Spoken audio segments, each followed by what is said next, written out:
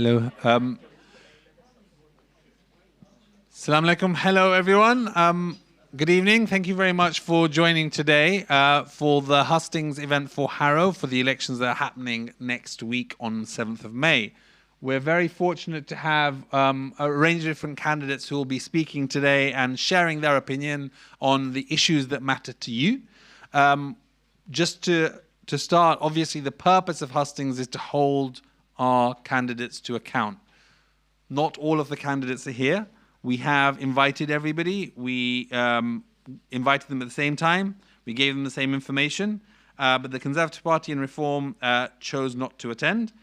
As a result, you will not have the opportunity to question them or hear their positions directly. And that's obviously unfortunate because we want to make sure that everyone is held accountable in this democracy. However, because it's not fair otherwise, I will be asking challenging questions to each of the people on both sides. I will therefore also be asking the question that I would have asked them, because it's important that the questions they don't get away from any accountability whatsoever. Today we're hosted by both Sikh Maflali and the Slum Centre here, as well as Brent and Harrow Palestine Solidarity Campaign. So thank you to both who have been able to make this happen. And so firstly, let me introduce myself. My name is Murtagh Versi. I'm acting as the chair today. I'm a member of the executive committee here, and I've been involved in these types of issues for a long time and have chaired these events in the past. I'd like to just quickly pass it on to Sheila, who will be speaking briefly about the Palestine Solidarity Campaign.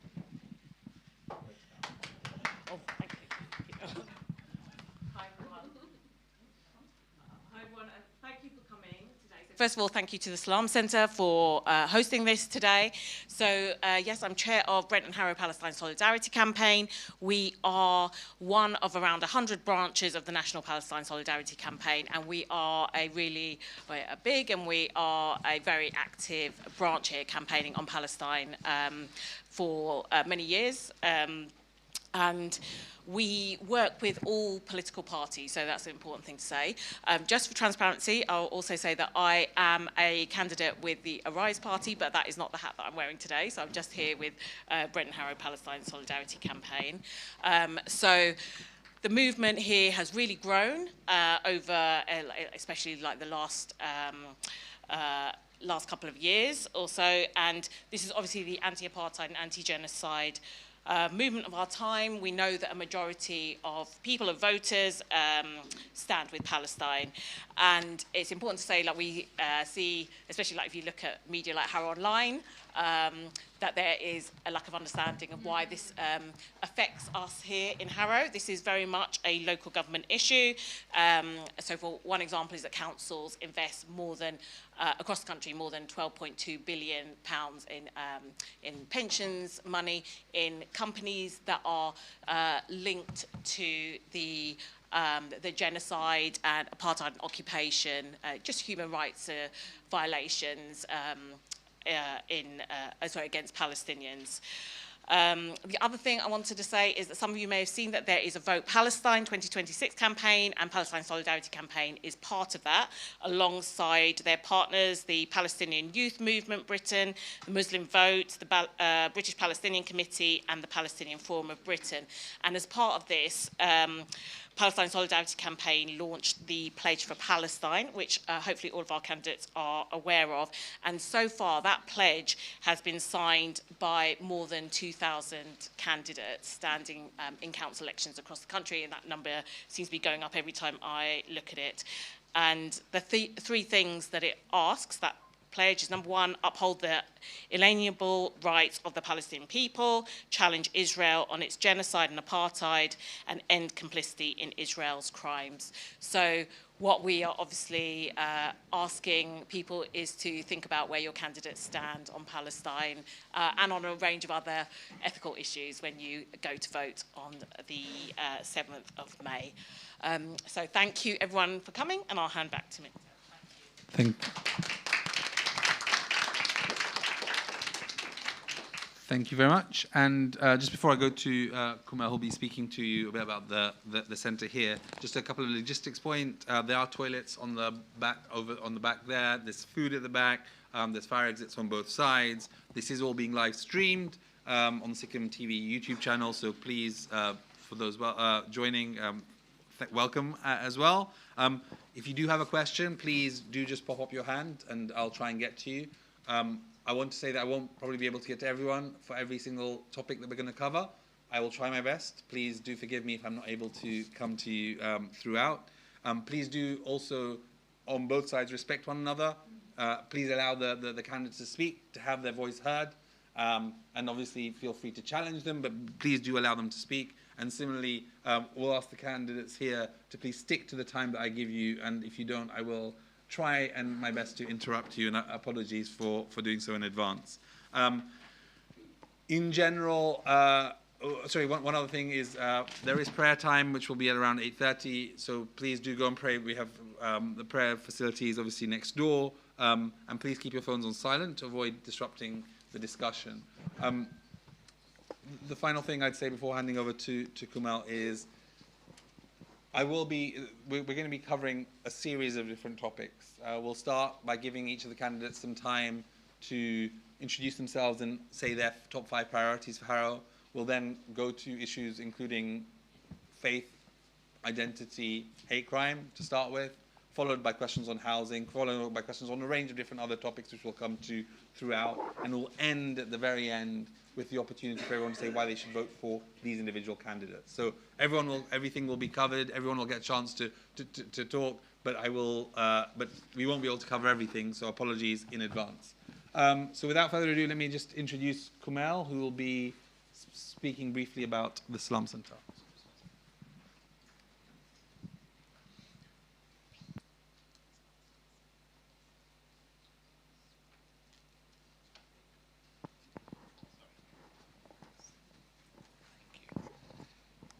Fine, thank you very much. I just wanted to give just a few words about our centre over here and a few things about what we do, just to give you some information. So some of you might not have been here before, but you've probably seen this building outside, which is our grand project, which is hopefully coming soon, but it's just taking a lot of time, partly because of funding, but also because of other design issues and things like that, which are still going on. The outside shell is complete, and if you'd like to have a tour of the centre, please let one of us know.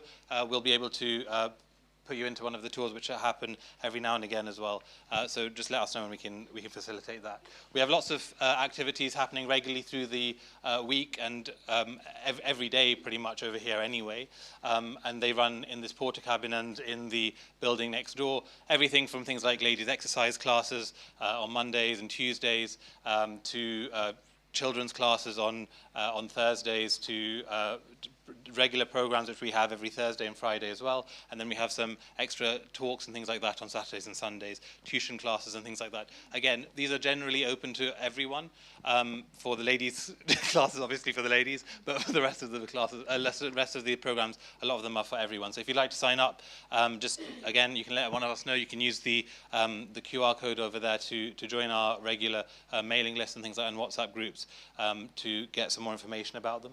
And just a quick idea about some of the talks that we have. So every Friday we have what we call a Salam talk, which is generally about different things. It's generally Muslim focused, but it can be about politics. It can be about things which affect Muslims generally. We've had quite a few about Palestine as well. So last week, for example, we had the screening of Gaza doctors under attack. We have Peter Oborne coming, in at the end of May. We've got lots of other talks as well through the weeks. This Friday, for example, we have Naz Shah, who's coming to speak about her book, which she recently released. So you are welcome to join us for those as well. They generally start at about 8 o'clock. Just depends on things like prayer time and things like that. But again, if you would like to know more, you can scan the QR code, go to our website, which is sikkim.org.uk, and you can find out more. Thanks. Thank you very much. Brilliant. So without further ado, it would be great to just have a brief introduction from each of the candidates, who they are, what their party is, and their top 5 priorities for Harrow. So let's start on the right-hand side. Pamela.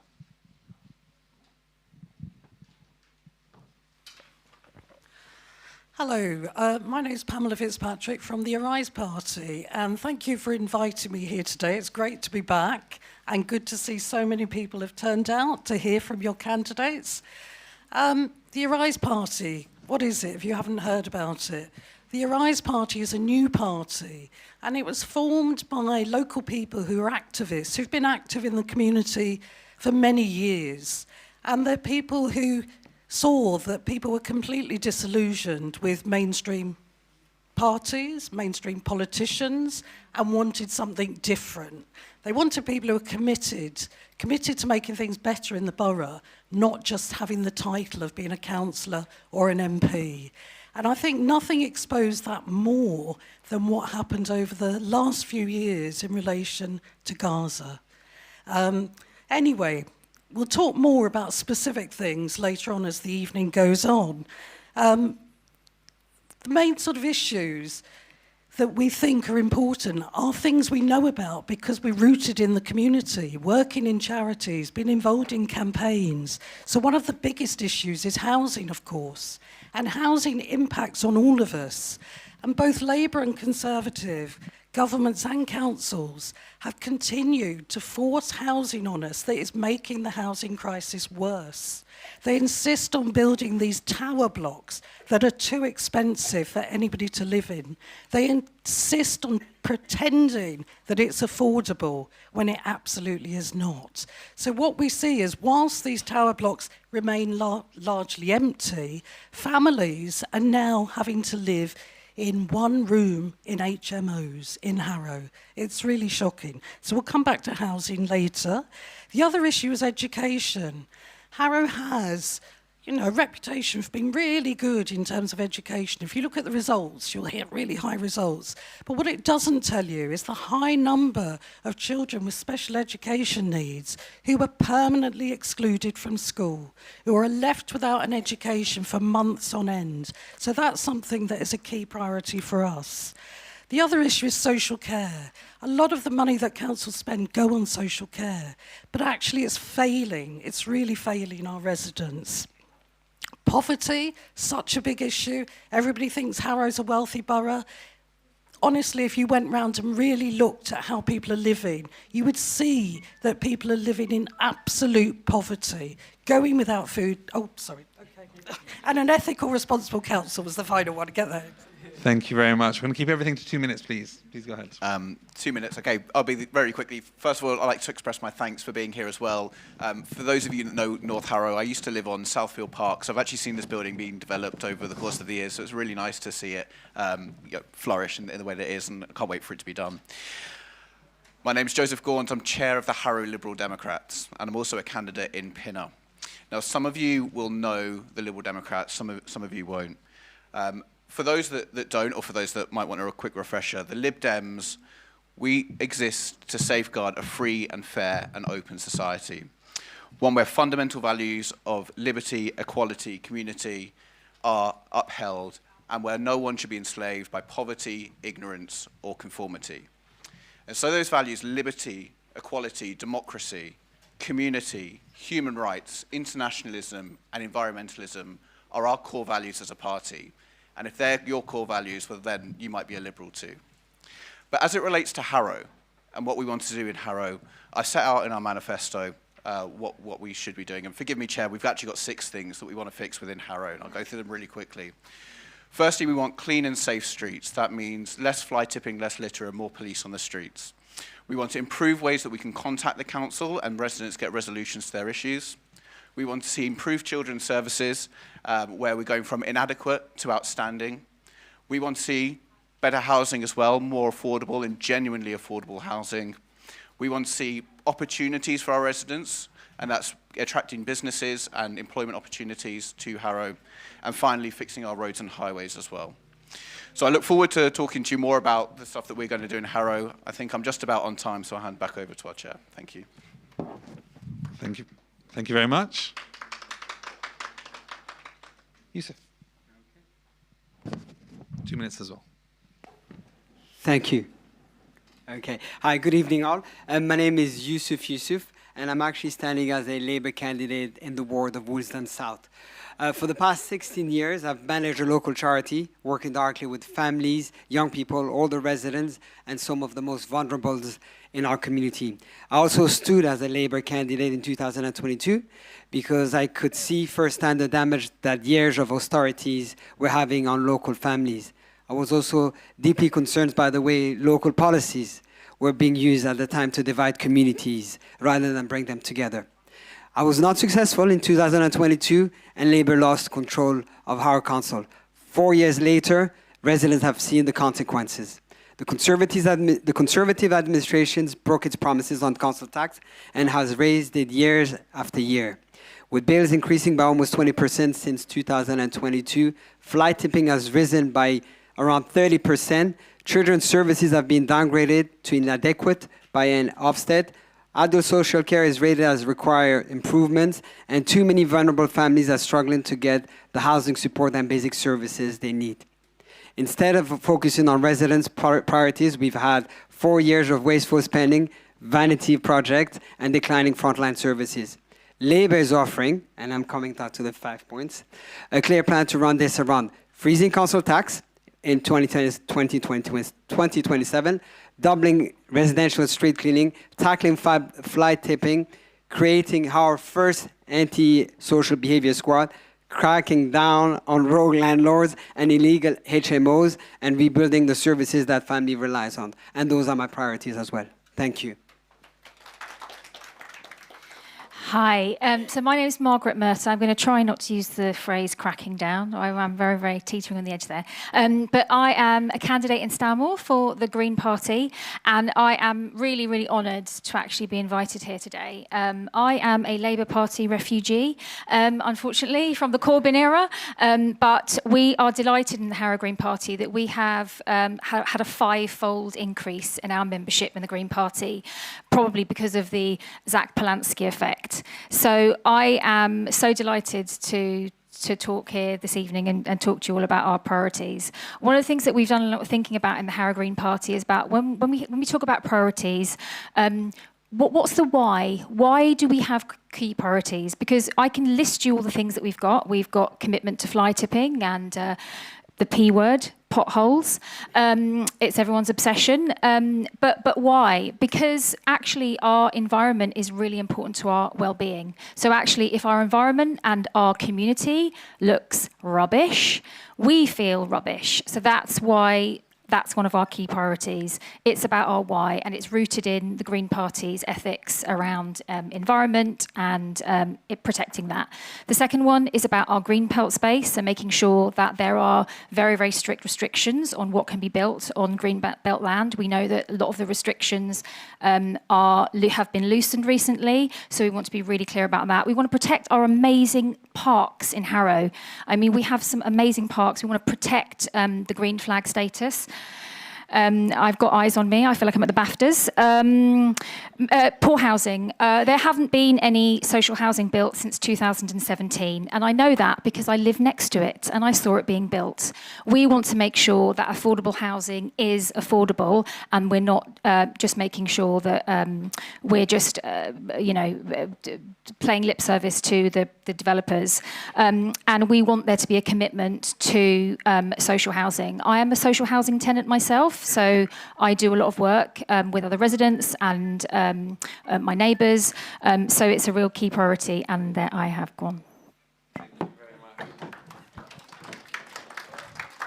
And thank you for sticking to time, and I will keep that going as we go forward.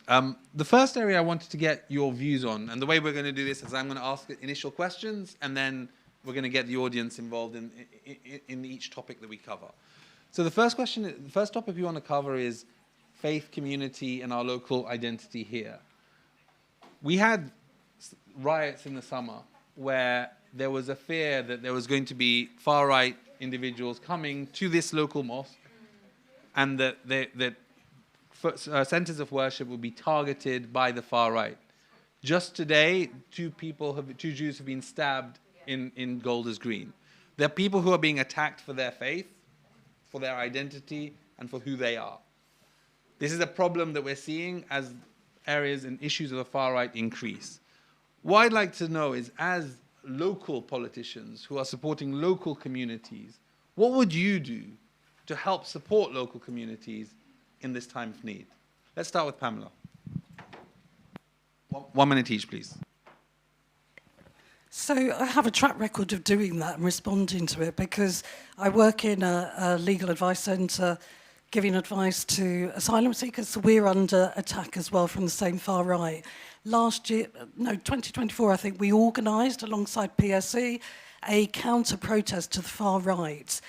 No other political parties were there, I'm afraid. We were there, and it was a wonderful event. We were criticised for organising it, but we were there. In the day job I have, because this has been a long-standing issue, I set up, got funding for somebody to work with victims of crime who have particularly hate crime. We need to do that. Part of the problem has been, for the last 24 years, politicians of all the main parties have scapegoated migrants and others, benefit claimants, to the point that this was inevitable. And we've got to stop that. Whenever we hear people talking about the boat people, for example, and the nonsense that's spewed out, in 2001, I think it was, the Council of Europe produced a report that said that the main reason for xenophobia, the increase in xenophobia, was down to politicians and the media. So we need to stop that. Thank you, Joseph. Joseph. Thank you. So hate based on race, religion, and any other demographic is totally unacceptable. And I was born a white British English man, and the far right in Britain is an embarrassment to Britain. It's completely disgraceful, and it's not what the Liberal Democrats, stand for at all. What we see is hate breeds hate, right? And we get this constant escalation, and we get this tinderbox where communities are looking at each other, and they're quite rightly wanting some protection. So your question is what are we going to do to protect those communities? I think what we need to do is we need to open up, we need to listen, and we need to be collaborative, because there are people in the communities who want to work together. They want to work together to stop hate spreading. They want to work together to make sure that people are protected. And we need to identify those groups and bring together the collaboration. 10 seconds. Hate is not a uniting force, but collaboration, peace, and prosperity is, and that's what we will do. Thank you very much. Yusuf. Hello? Yeah. I think, just like Pamela was just saying, I've been involved in the third sector for a very long time, and I've seen, I think politicians are the problem. And if I can go back as far as 2009, we had a big demonstration by the EDL, the English Defence League. And it was actually against the mosque. It wasn't politicians that came together. It was the community that came together. And I think that's one thing we've lost in Harrow. It's actually that sense of community. And I think as part of the many pledges and the many plans that we've got for Harrow, one of the main things that we want to bring back together is a forum where we can actually bring the community back together to actually discuss these issues and actually be the voice to actually bring people back together. Thank you. So I've been a social worker for 17 years, and I've been doing a lot of work supporting social workers who are working with separated migrant children. And unfortunately, in the local authority I work with, there have been a huge amount of hate crimes. So I've been doing a lot of support with them in terms of safety planning, and also working, supporting social workers to work with the police. From my own personal experience, I have 2 Muslim children. My daughter attends Bentley Wood Primary School and has been the victim of racial abuse in the local area. So I've been doing a lot of advocacy work from my personal experience, and also helping. I have a neighbour who was recently racially abused in Stanmore High Street, and I've been supporting her to do that. For me, it is abhorrent that we are living in a world where, because of what you look like or your indicators of your faith, that you're an immediate target of hate. It is disgusting, it's repugnant, and as a person who has white privilege, it's incredibly upsetting for me as a mum to witness that. Thank you.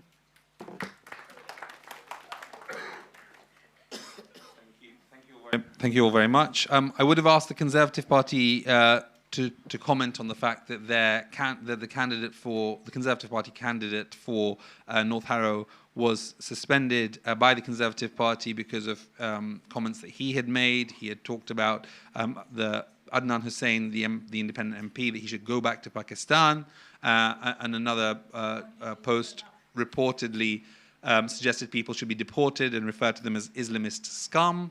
The Conservative Party did say that that statement was wholly unacceptable and did suspend the individual, but I would have asked them whether this is an endemic issue in their party, given the number of situations that happened. The Reform Party also are not here, but I would have asked them a question. Reform have had a number of people who have been investigated for anti-Muslim and posts. For example, one of their candidates urged protesters throwing bricks at police defending a mosque to get rid of that filthy building. During the 2024 riots, there have been a number of such candidates who have been identified. The Reform Party claim that this is not endemic within the party. I would have asked them and I would have challenged them on that topic, given the fact that some of their policies, and I would have highlighted the policies that they have talked about, including Robert Jenrick talking about Muslims praying in Trafalgar Square as being un-British. I would have highlighted those issues. I would have given them the opportunity to respond. They are not here, and therefore they cannot respond. However, I still wanted to highlight those questions so that the audience can make their own judgment. Now moving on to another topic. Oh, sorry, now I'd like to ask the audience if there are any questions that the audience have on the issue of faith, of identity, of hate crime, before I move on to the next topic. How would each... Oh God, sorry. Take a few questions and then ask them to answer, because otherwise it won't work. Please go ahead. Hi, everybody.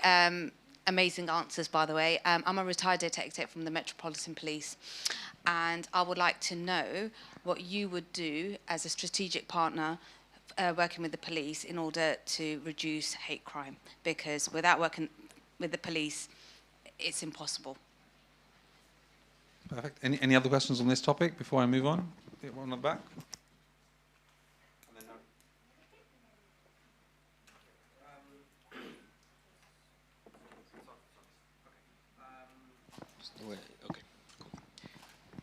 I just like, as a person of Muslim background, like I've been it's not just been hate crime from individuals, but it's also been like an issue of there's been a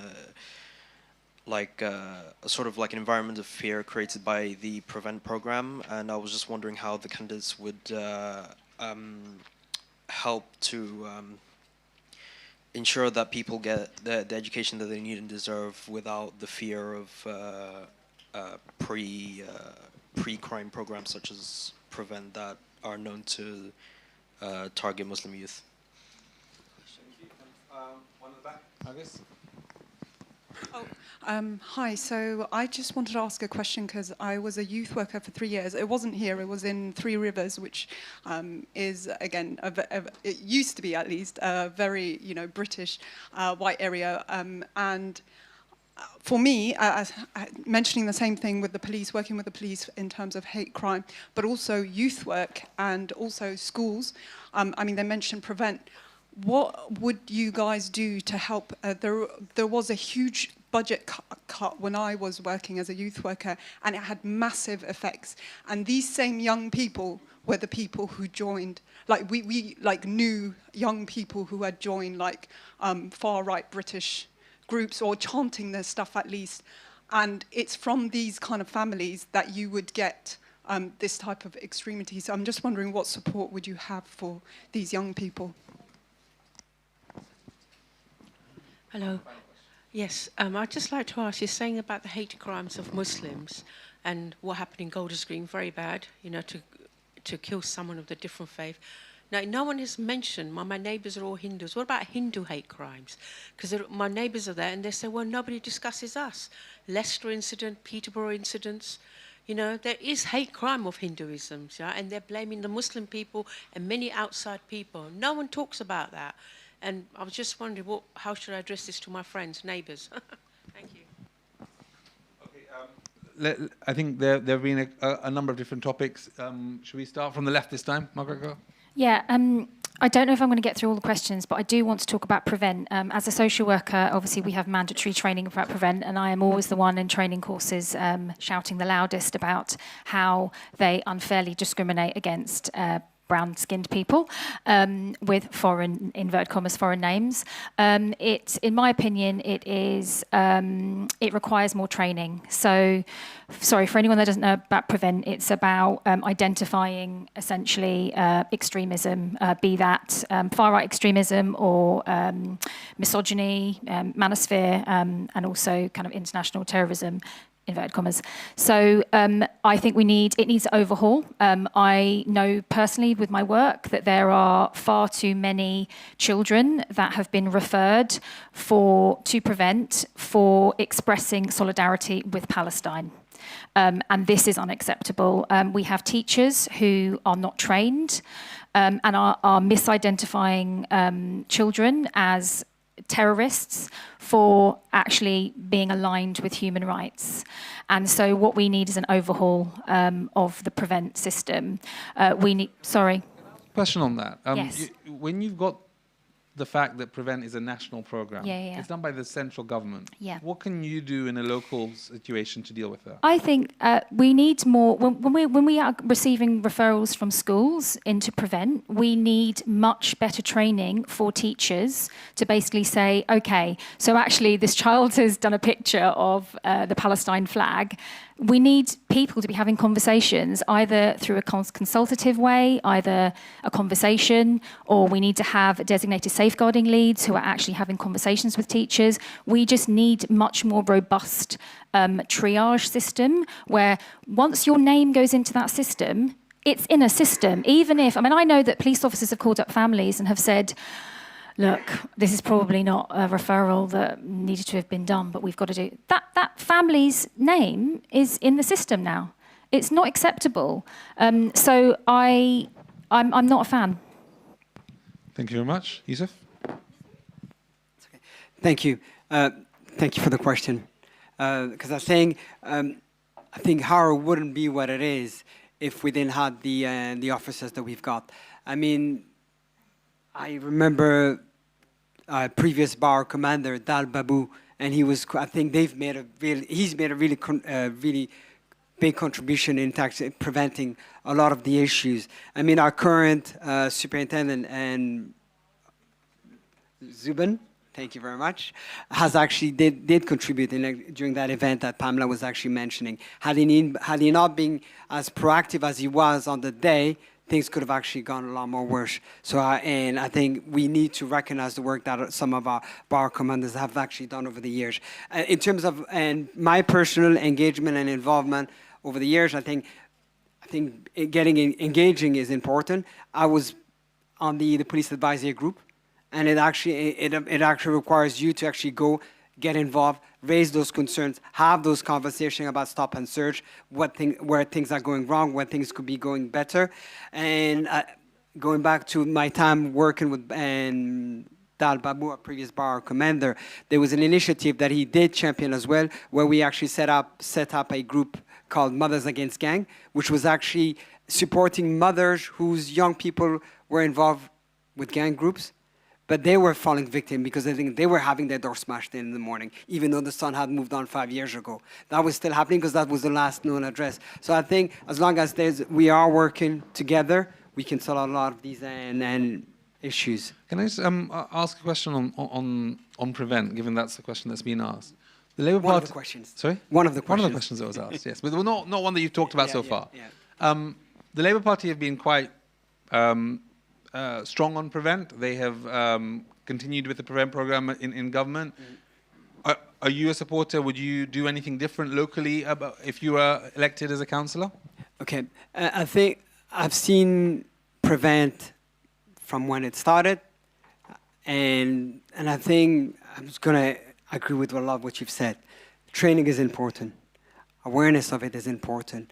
I think when things go wrong is when there's a lack of training, a lack of an awareness, preconceptions. Schools do fall victim of actually trying to do what they're meant to be doing, thinking that they are preventing things from happening, but misjudging certain and things because they are just believing that they're doing what they're supposed to be doing. So I think when Prevent was introduced, there was a lot of backfire. I remember at the beginning, we went back to the Home Office. We did share some of our concerns. There was a lot of listening that was happening. So I think it's a tool that the community need in terms of actually engaging, but it shouldn't be a tool that's used against the community. So when it comes to engaging, the Labour Party doesn't engage with the Muslim Council of Britain, doesn't engage with many Muslim communities. Do you think that's a problem when they're trying to solve these problems? Like, how would you do something different to the National Party in that? Again, I'm going to take you back locally. I mean, we are, and from a local authority point of view, we always have a member of staff who's actually meant to be leading on that project. And I think in terms of actually ensuring that proper training is given locally, those concerns are actually fed back from that officer. I think that's something that I'll be championing. I'm not entirely sure you answered the specific question I asked, which is the Labour Party hasn't been engaging with the Muslim community, with the Muslim Council of Britain, for example. That is a concern that I'd be raising if it is, that's something that we would be feeding back in terms of, the concerns and the issues. So you would raise that with the National Party as a concern. Thank you very much. Thank you. Let's go, Pamela? Oh, Joseph. Let's go, Joseph. Go ahead. Joseph, go ahead. Thank you. So yeah, really great questions. We've got strategic partnership with police, environmental fear around Prevent, youth work, and support for young people, and Hindu hate crime. I think, I do want to answer each one of these specifically, but I think that there's some grouping that needs to be done because there are common themes, I believe, to not necessarily the silver bullet solution for this, but how we can get better here. I think as elected politicians, we need to be present. Right? We need to be visible, we need to be seen, and we need to be engaging. And that's at all levels. That's when you're in the council chamber and you're talking about these big policies, but then it's also down to a community level, and it means going into schools, going into other places, other communities, and saying, look, we're here to listen and act on those concerns as well. I think we're not seeing enough action there. So strategic partnership with the police, I think we need to go on walk-alongs with the police. I think we need to see what they're seeing. I think we need a more consultation-based approach there. I think Prevent, if there is an environment of fear, it shouldn't be. If Prevent's there for early detection, then people need to be confident that they can get into a system which is going to help to change and shape that person's life away from potential extremism. And there shouldn't be a culture of fear, but when they're engaging with a process that's meant to be beneficial for them and the wider community. I think youth overall are being let down and have been let down for a long time. I think there's not enough positive role models and characters for young people, and I think we as community leaders in all shapes and sizes, we need to be showing young people there is the right way to behave and the right way to live, and hate has no place there. And I include that for the question around Hindu hate crime as well. Hate crime can exist in different ways and across different communities, but it isn't completely unacceptable. And so through training, education, and being very present, I believe that's how we get to a solution there. Thank you very much. Pamela?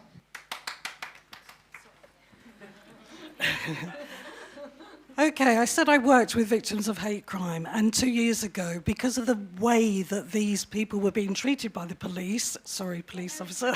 I'm glad you said that. Yeah, I undertook a massive freedom of information exercise to all police authorities in the UK to find out how they treated victims of crime with English as a second language. The results were appalling. It was produced into reports. It's been sent to every police authority, to Zubin Wright, to the council leaders. Nothing's happened, nothing's changed. They're still being treated badly. And something I saw most recently with a fellow candidate appalled me, but I won't go into that. Zubin Wright turning up to the protest, I mean, he didn't invite the main community groups. He invited the leaders of the faith groups, but nobody else. I had been targeted by the EDL and contacted him, so he invited me along. I then invited some youth groups along. A group of young black teenagers tried to go to the dump, where the Civic Centre is now, to the meeting.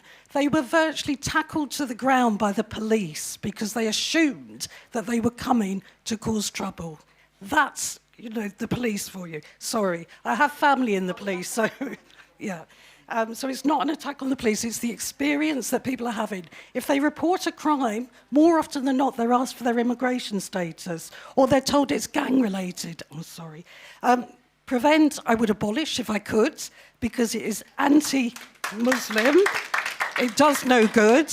And for young people, we need more space for them. We need activities. We do have community. It's so wrong to say the community's been lost. If you joined the protest in 2024, you would have seen the community out in droves. If you'd come to the Black Lives Matter event in 2020 that we organised, but Labour were trying to get us arrested, you'd have seen the community. Sorry, Murtagh, I had to say that. Pamela, you asked a question. You talked about the fact that Zubin didn't listen to you. Is that not a problem with an independent party, that you won't get listened to by the institutions, by the council, by others, if you're a small number of independent MPs and not part of a wider coalition? Well, my experience is that most councillors don't speak up about anything at all. They haven't attended any of the events, whether it's Palestine. I mean, it's amazing to see so many Labour people here today, but they've never attended a Gaza event. They never attended the Black Lives Matter. We had a campaign about housing. They never attended. An ex-Labour councillor called us NIMBYs. So I think actually we've got a track record of actually achieving things and speaking up. So we may be small, but we punch well above our weight. Thank you very much. We're going to move to our next topic, which is on housing. Housing is a topic that a lot of people in this council are very interested in. It's a local issue that many families are struggling with. There are lots of issues with overcrowding, long waits for social housing. Everyone wants to have more affordable housing, but what will you actually do to make that happen? Let's start with Joseph. Housing is front and centre of our manifesto because we recognise the issues around housing. We've got an average house price in London of £500,000. We've got average wage across London is 50,000, Harrow's lower is 40,000. So you're borrowing over 10 times earnings to get on the property ladder, which is a failing all round. Now, housing affects many people, and I'm particularly concerned about younger generations being able to get on the property ladder and start to build wealth, because that was always the kind of life script that we were given. Go and get a deposit, get a house and build wealth. It's completely impossible now. So how are we going to try and fix this issue? I think we need to work with developers and look at our borough of Harrow to say, where can we build housing that is genuinely affordable, that isn't this kind of cramped, tiny little flat or any type of building that's going to create what I would describe as an urban slum. And I say that because the prevalence of HMOs and unlicensed HMOs is not a solution to a housing crisis, although it does put a roof over people's head. What you tend to have is you have high density populations who are living in very cramped and sometimes squalid conditions. And it's unacceptable for us in, let alone Harrow, but London and Britain as a whole, to think that HMOs are some sort of solution to our housing. So we need to identify the places where we can build affordable homes. We need to work with developers to make sure they are genuinely affordable. And we need to give the opportunity for people in the local area to purchase those homes and not have them sold to landlords who are then going to rent them out, and actually give them to people to own and live in and raise families. Do you think those are realistic things that actually can happen? Like, can you really stop someone else buying these properties? What I'm trying to get to here is real things that are going to make a difference to people. And are the things you're saying just theories, or do you think they're practical and can actually happen? I think they're practical and can happen, and we can do this.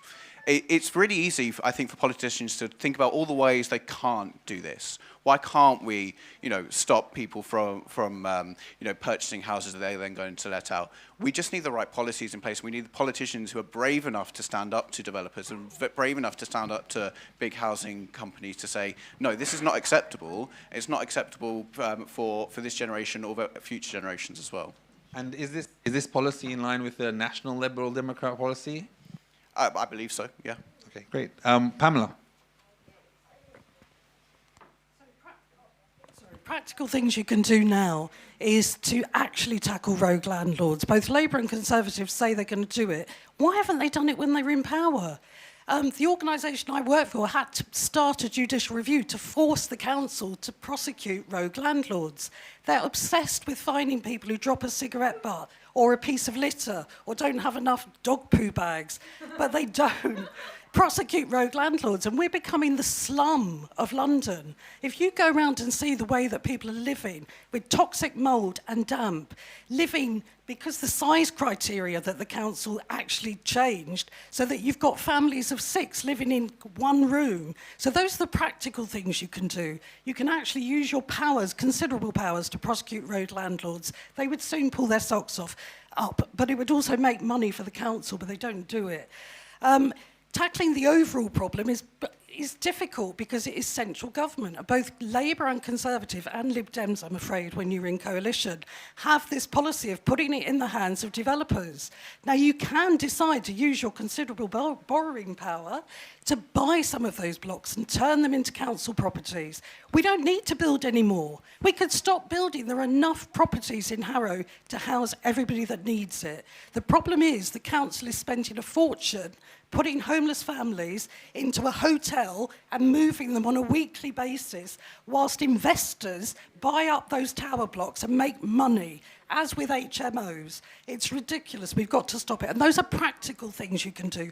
But also, as councillors, if we expose the myth of affordable housing, all these councillors, they go around telling you, oh, we need 30% affordable housing. They don't tell you how much that actually costs. It's not affordable. We can do that together. We've enough experience, us, of mobilising the community and saying we've had enough. We're not going to put up with your nonsense lying to us about affordable housing. You've seen how, the mood about Gaza has suddenly transformed the Labour Party to care about it.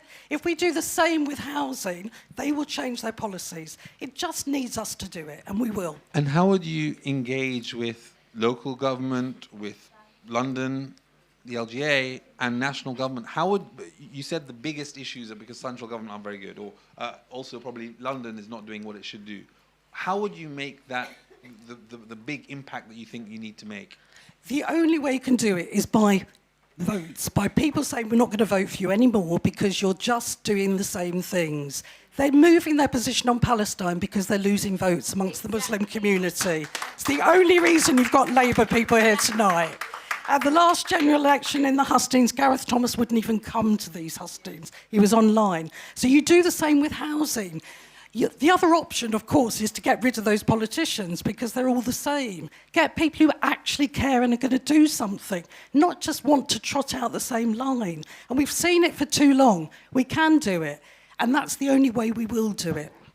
Thank you very much. Margaret. I'm just choosing random order. It's not. So we need to be putting pressure on our MPs to scrap right to buy.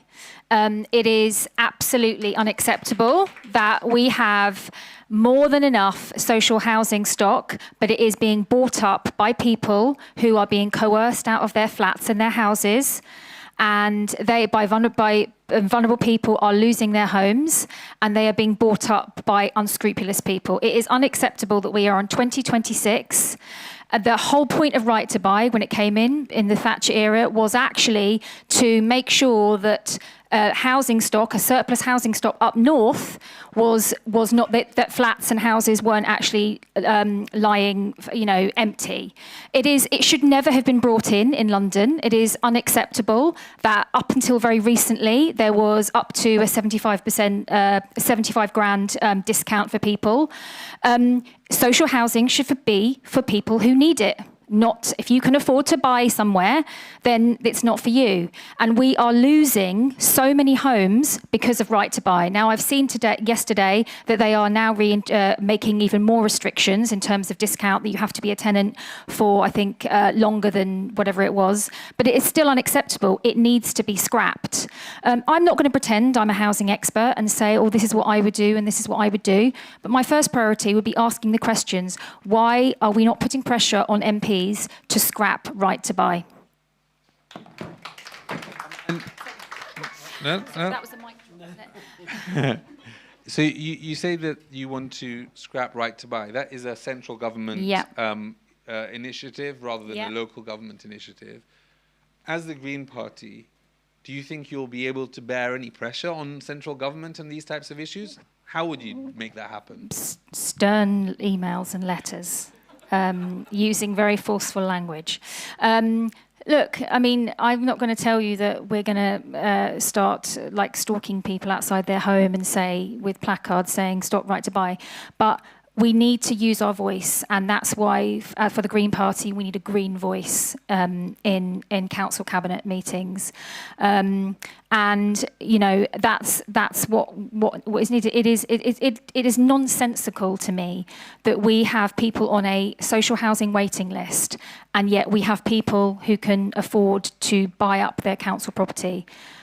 We are not living in the Thatcher times anymore, and we are living in a completely different world in terms of affordable housing, and it beggars belief that it's still a policy that exists.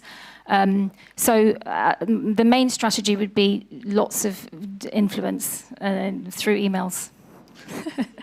Thank you. Yusuf, affordable housing, practical measures. Yeah, thank you. I mean, locally you wouldn't be able to do anything without the national government being on board. And I think what we've got right now is we've got a national government that's committed in building houses. And we've got a local land plan on building 500 council houses. It's a commitment that we're making. So I think, the thing is, there's a desperate need for housing. And we need more housing. I mean, I see it on a daily basis. I mean, the number of people that are in temporary accommodation, in emergency accommodation, that are being also shipped out of the borough, sent as far as Northampton, Luton, just to be housed. So I think there is a need to actually build and more property. We've got an issue where everything seems to be built into one area.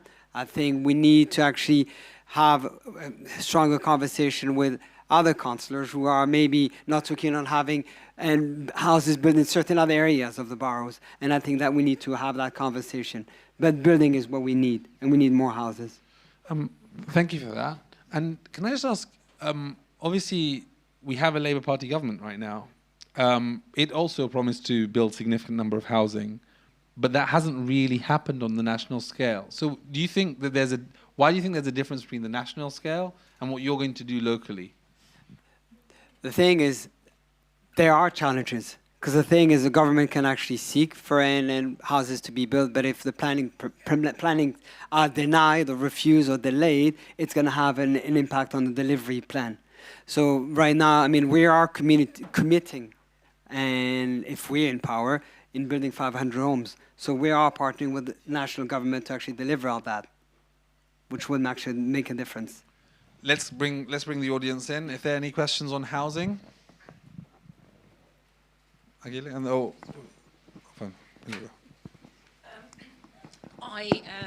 run a local organisation, so I might be exaggerating, but in the ward that I live in has probably for the last 50 years, but at least the last 40 years has had Labour councillors.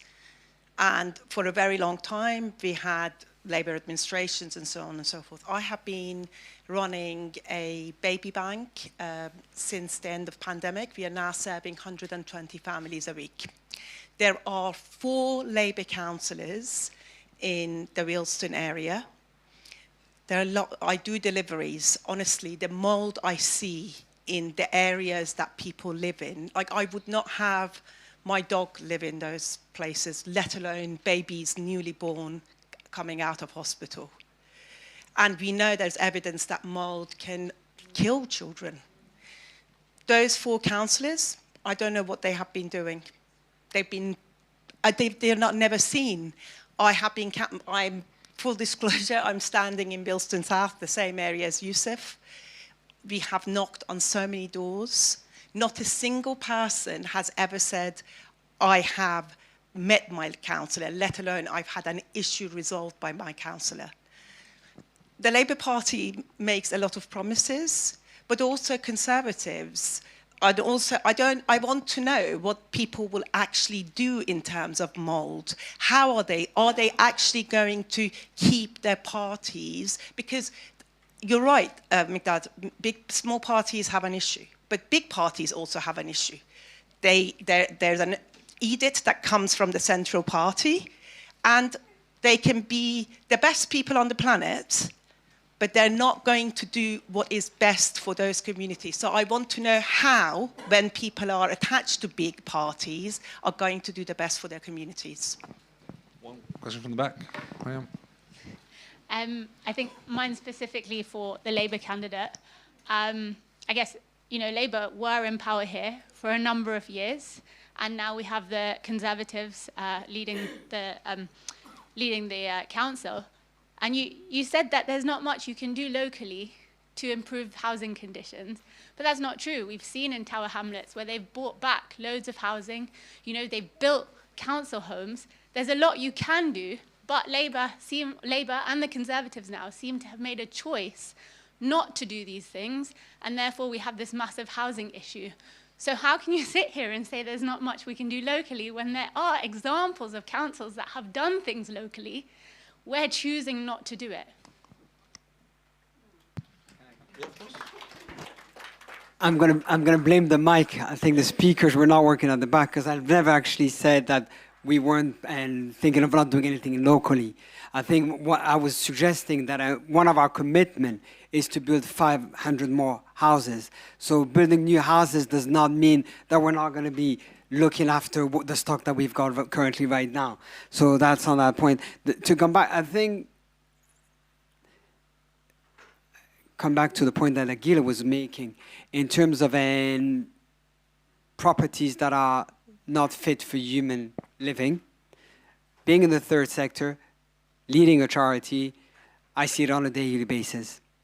The biggest issue is that so I'm actually walking in this with my eyes wide open, okay? The issue that we've got is we've got landlords who will actually make sure that the tenant who's complaining about an issue gets evicted before an enforcement officer can get into that property. We need to tackle that. And I think the most important bit that we've got is we've got a housing department who's actually doesn't have enough officer to deal with the issues. So I'm going in with the eyes wide open. So that is an issue. And the thing is what we need to, and our priority in terms of dealing with rogue landlord is something that we've mentioned before. And I think that's something that you've made a point there in terms of actually dealing with rogue landlords. But what happens most of the times is that the tenant is no longer in that property by the time the housing officer or the housing department can do something about it. So something needs to be done in terms of that. Can I just press on what the question came from? At the back? At the back. Yeah. On that, one of the biggest point made was that there are other councils who are more ambitious, who have done significant changes to help their local communities. In the past, across both Labour and Conservative leadership of the council, we haven't had what's happened in Tower Hamlets. We haven't had that scale of action. Okay. Are you being ambitious enough, really? Okay. I think, and I'm going to be fair with you, I don't have the actual number of our stock in terms of housing. So we're not going to be able to, I'm not going to be able to challenge or comment on exactly how big of a stock Tower Hamlet had to work with initially. We've lost a big portion of our housing stock, council properties in Harrow. So I think to be able to actually make what Tower Hamlet done is different. And currently, right now, we're not leading the council currently right now. So I can't really comment on exactly on that, the initiative that was done in Tower Hamlet. Thank you very much. I'm going to move to another topic, and that topic is a mixture of environment and transport. There have been a lot of people who've talked about missing bin collections, fly tipping, and potholes, mixing all of these things together. There seems to be a common topic that everyone wants to tackle. Practically, what will you do to make this work differently to what has happened in the past? Let's start with Yusuf. Okay. In terms of the fly tipping. I think one of our pledges is to actually, I mean, what we're seeing firsthand is we are seeing fly tipping happening on private land. And we actually have a pledge of actually leading on in actually having a squad to actually clear those and private lands. The things in terms of enforcement, one thing that we've also seen, there's been also not enough proactive implementation of CCTV cameras in areas where there's been a delay. I mean, some of our councillors have always been fighting in terms of actually ensure that they will have CCTV areas and mobile cameras fitted into areas where there was actually fly tipping that was happening a lot more. So I think in terms of enforcement and also clearing, because I mean we've got private land owners who are actually suffering from this fly tipping. So actually taking that initiative to actually clear that out first of all and making sure that it doesn't happen again. Margaret. Can you remind me of the question? Potholes, fly tipping. Oh yeah, what would you practically do potholes about is it? my specialist subject. So I think firstly we need to recognise, why do potholes exist? I bet you thought you didn't think this was going to be an existential question here tonight, but they are caused by heavier cars and also climate change. So when we have more moisture, we have more extreme temperatures. That's why our commitment to climate action is so important from a central point of view. But in terms of locally, the council or the highways agency survey roads 3 times a year. That's it. And actually, they will find potholes and then not do anything about it and say it doesn't meet the threshold for intervention.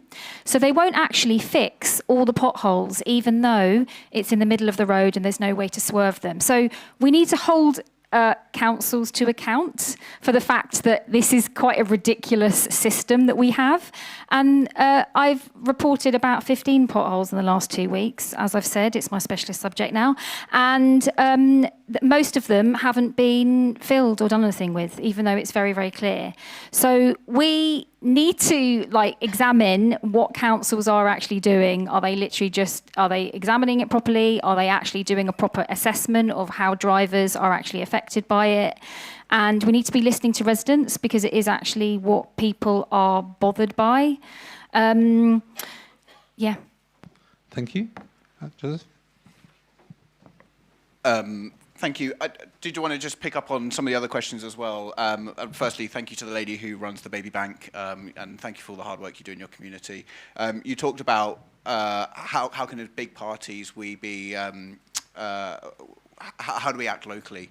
And so Lib Dems, when we look at our councillors, we also look at local champions. We look at people who are doing things for their communities and neighbourhoods. And so that's how we do it personally within the Lib Dems. I think what we're identifying here, and it's the same question with the potholes and environment, is I don't know if anyone's tried to contact the council for anything recently, but it is near enough impossible to get through to anyone to do anything about it. Now, one of our number 1 priorities is building improved routes to contact the council, but that's not, hi, yeah, we've got in touch with you, we're going to respond to your email in whatever, 2 weeks, 3 months, 6 years, whatever it could be. It's actually having metrics that we can monitor and enforce to make sure that council are not just responding to issues but resolving issues very quickly. You know, how disgraceful is it that we have the 3rd highest council tax bill in London, but the council aren't responding to residents when they're reporting potholes, when they're reporting fly tipping and reporting these issues in our community? And as it relates to fly tipping and litter generally, you know, again, I talked about clean and safe streets. I often think that fly tipping and litter is a symptom of a problem rather than the problem itself. You know, why do people think it's okay to drop litter or fly tip in our community? And there can be lots of different ways. I'll just finish this point.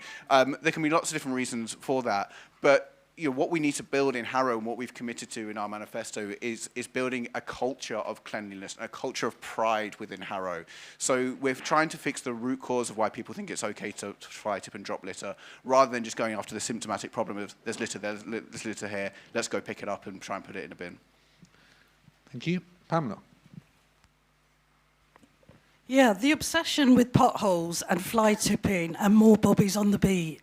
If councillors and candidates put as much effort and attention into the big issues, we wouldn't have potholes. We wouldn't have a need for so many bobbies on the beat. We wouldn't have fly tipping. And it goes back to the question we were dealing with before of housing. If you're forcing a family of 6 into one room and you've got a house of multiple occupation, then where's the rubbish going? Where is people's kind of incentive to look after the community when they're treated like animals? Where, when you have these tower blocks where there's no parking and people can't have cars, are they able to take things to the dump themselves? If you gave more thought to all of these things and less about more CCTV and more enforcement, let's stop that and let's think about community and treating people like human beings, giving them a decent place to live. The housing stock in Harrow, council housing, is 5,000. It's been like that for decades. Yusuf, you say we're going to solve the housing crisis by 500 properties. What about the 500 empty that are in just one block on Eastman? Why don't you put them in there? Because the more housing you build is not going to be for the people that need it. If you've got a family who've been moved out of borough because they're homeless, they're driving their kids back 80 miles to get them to school every day because the council hasn't bothered to see if there's a suitable school place where they've been moved to. They're eating fast food because they've been put in accommodation with no fridge, no cooker, no bed, they're sleeping on the floor. Yes, I'm sure they're going to be going around doing litter picking. So please, let's focus on the important things and then those other things will follow. Please stop the obsession with potholes and fly tipping.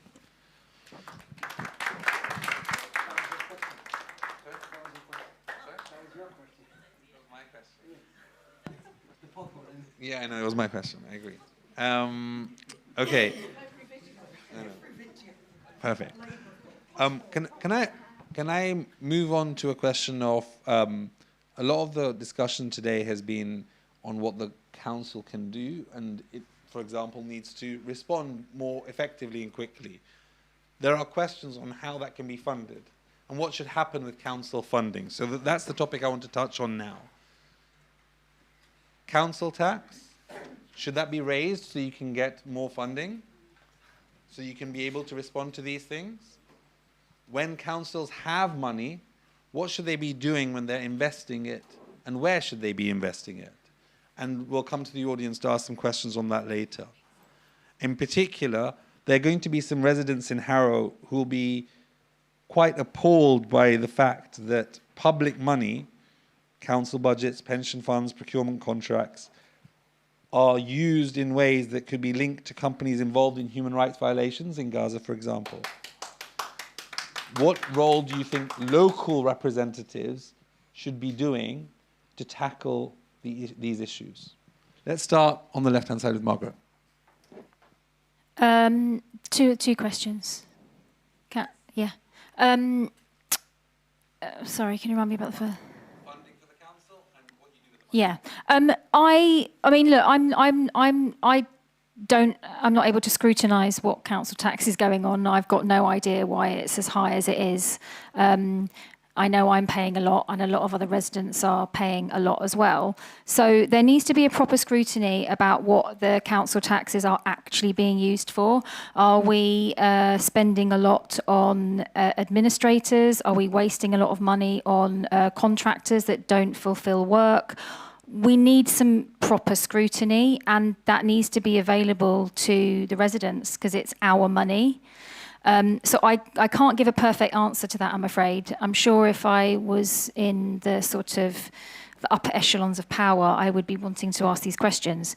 But in terms of divestment, so in my local authority, I'm a member of 2 unions, and I have been involved in the pension divestment in my local authority, so campaigning for employees to be asking questions of the pensions team about where their pension money is going, and if the local authority and the pension fund and the pensions committee are doing their duty to ensure that there's ethical investment so that they are not investing in companies complicit in the genocide in Gaza and in the illegal occupation of Palestine. So I've been actively working with that in my workplace as a union member. And I'm also an active member of the Brent Palestine Solidarity Campaign, and although I'm not a Brent resident, have been supportive of their efforts for the pension divestment with Brent Council as well. I, as a candidate in the council, if there was a Green voice in the cabinet, that's one of the first things that we would be committed to do as the Green Party. We would be asking them, we would be supportive, or we would want to put a motion through to ask the council to look at referring them to the pensions committee and asking them to do a scrutiny of how whether or not we are fulfilling our statutory and ethical obligation to ensure that we are not investing the millions and millions of pounds of our pensions into companies complicit in the genocide in Gaza.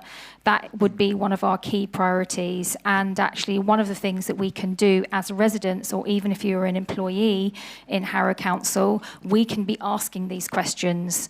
It doesn't need to be elected officials. We can be asking these questions if you work for Harrow Council. Thank you very much. Let's go. Let's try it. Joseph. Yeah, mix it up a bit. Okay, so first question on council tax and raising. Look, it's really difficult. Absolutely no one's got faith that the Conservatives or Labour have control of finances across the country. And so we have been really reticent in producing what I would describe as populist policies to say we're going to freeze council tax. We would love to say as the Liberal Democrats we're lowering council tax, but we can't guarantee that because we're not confident in the spend of the local council. So what we committed to is we're going to limit raises in council taxes for poorer households and conduct a full cost of living analysis before any changes in council tax can happen. Can I just ask on that? I mean, when the Liberal Democrats were part of the coalition government, they supported austerity. Yeah. Is that not completely in contradiction to what you're just saying right now? Yeah, look, as the minority party in the coalition, that did happen. That was over 10 years ago now, and the party's changed, right? We are no longer considering coalition with parties like Conservatives, and here locally in Harrow, we would not go into a coalition with Conservatives based on previous experiences. And so, yes, the party has moved on, and things have changed. We lived through austerity, give a bit of context, I was going into university when we were in coalition and the student fees hit, right? That took me out of politics for a very long time. Management of the economy and the fact that I couldn't get a mortgage, which brought me back. And I said, never again, right? Never again are we going to have politicians like Liz Truss come into power and ruin the economy in the way that they have. So, yes, look, we would love to lower council tax. We're not confident that the spending's where it should be. So we said we were going to conduct a full spending review and have that stricter oversight of council spending. When it relates to investment and divestment, now, anyone who's involved in supply chain processes know you go through lots to supply into companies. KYC checks, AML checks, sanctions checks. And Harrow Pension Fund, in particular, it pools its investment through the London Collective Investment Vehicle, and around 83.5% of the funds are invested in that pooled investment vehicle. But people should have choices over how their pensions are invested, and ESG issues and issues around companies who are doing things that people don't like is not acceptable. And I'll give you an example of the Kingston Council. Is a Lib Dem run council, recently committed to investment policy consistent with the United Nations Office of the High Commissioner of Human Rights, and looking at their list to see if companies are committing human rights violations, that we will not invest in them. The problem we've got is this is a pooled collective of pension funds. And so one council can't control it all, but all of the councils working together, we can say, no, look, we're not happy with money being invested in companies that are committing acts of genocide or supporting the issues in Gaza? In Gaza, yeah. In Gaza, but anywhere, right? Who wants to invest in a company who is committing atrocities anywhere in the world? It's completely unacceptable. And so, money could be spent in other ways, money could be invested in other ways. appreciate I'm going to time. But I will say is people have the right to determine where their money is invested in and the companies they support. That's both from a pension fund perspective, or when you're out in the shops, you can vote with your wallet, you can boycott the companies that you think are not supporting your views and values. Thank you. Pamela? Yes, Joseph. Sorry. Council tax, we have one of the highest council tax levels of any borough, and we have one of the worst council tax support schemes of any borough. It was introduced by Labour and appalling. More people get into debt on council tax, Citizens Advice National will tell you, but both Labour and Conservative not only operate a really, really punitive system, but add to the debt of poor people by the large amount of money they pay to bailiffs, basically, which goes onto the bill. So that needs to stop. The council tax benefit scheme, of course, was abolished by Labour and, Lib Dem and Conservatives, and instead they pushed it down to local authorities to come up with their own scheme, and Harrow came up with the worst one possible. Labour will say we're freezing council tax and how terrible the Tories are for increasing it for 20% for the last 4 years. Look at how much they increased it every year they were in power, and I think you'll find it's the same. And I'm not suggesting that it is difficult because council funding, but let's be honest with people. Don't just say we wouldn't do this and then you do the same. The problem is that councils have very little money coming to them from central government. But you can do things, as I said, about prosecuting rogue landlords. Now, Yusuf said, oh, we'd love to, but we just don't get there in time. Well, what are you doing about the poor people who've been illegally evicted? Why aren't you taking that up and ensuring that the landlords are prosecuted for that? You could also, when the council has been forced to place a family in emergency accommodation because of the illegal eviction, take action against the landlords and recoup the cost of that from the landlord. It just so depresses me how unambitious most of our councillors and most of the political parties are. We really need to stop that. There are ways you can do it. And let's stop penalising the poorest people in Harrow, because those are the people you can get away with doing it to. It's got to change. More council properties would bring in more rent and income to the council, of course, as well. Thank you. Yusuf. Are we still on council tax or? Okay. Council tax and divestment of council funds. Okay. And coming back to the point of council tax, I think our pledge has been very clear. We're pledging to actually freeze council tax for next year. It will be reviewed after that, but it'll be frozen for next year. I think the other thing that it's been also sort of omitted by what Pamela just shared is that the current administration was actually sort of did receive 100 million from central government.